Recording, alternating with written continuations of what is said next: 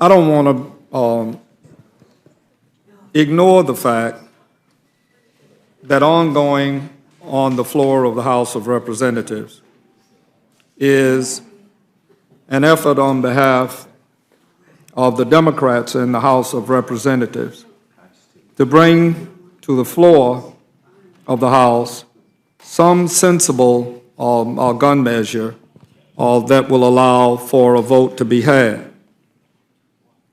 I was there all day at the beginning and until I decided that I would come up here and at least be present during the Rules Committee proceedings.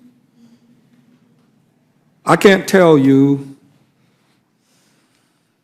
how heavy my heart is that this body, never mind the litany of all of the horrors that have taken place in our society. Many of us in this room have witnessed them. When I spoke earlier, I asked how many people had situations of gun violence, not necessarily mass shootings, and every member there held their hand up.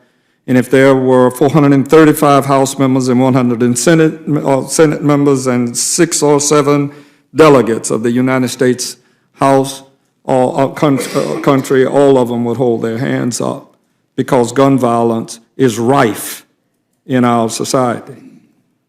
33,000 Americans killed last year, headed in that direction again this year. Countless children, even unborn children, killed in their mother's wombs with gun violence. And never mind casting aspersions on the NRA and gun manufacturers, the aspersions should be cast on all of us.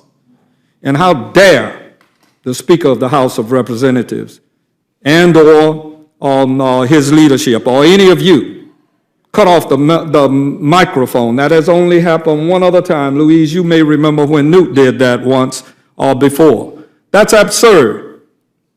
We came here at the instance of just as many people as any one of you in this room and any member of the House of Representatives. Now, I didn't come up here with that kind of speech in mind, but I think it is wrong for us to continue doing nothing. And that's what we're doing. This ain't going nowhere. The financial services measure isn't going anywhere. The measure repealing the so-called Obamacare isn't going anywhere. And you all know it. So why don't we just fold the tent and go home rather than sit around here pretending to the American public that we're doing something. If we can't bring at least a sensible gun measure, and I think my colleagues are going about it the wrong way. They are asking for something that everybody ought to agree with. No fly, no buy of a gun. How easy is that? Let alone background checks.